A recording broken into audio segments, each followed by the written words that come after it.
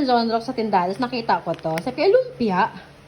Na, iba na itsura niyan. Laki na. Giant lumpia na siya. Sabi ko, try natin. Kung same lang ba siya doon sa lumpia natin yung mga batang 90s. Tingnan natin to ha. Tingnan natin. So pagbukas, tingnan lang ito na itsura. Ang laki no. Ayan o.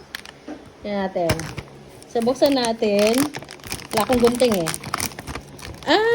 Nakaseparate. Ano siya, Dad? Nakaseparate packaging siya. Akala ko naman giant. Giant na lumpia, ganyan. Separate packaging na lang pala talaga siya. So, ang laman niya, ay, ano natin para sa ating, yan.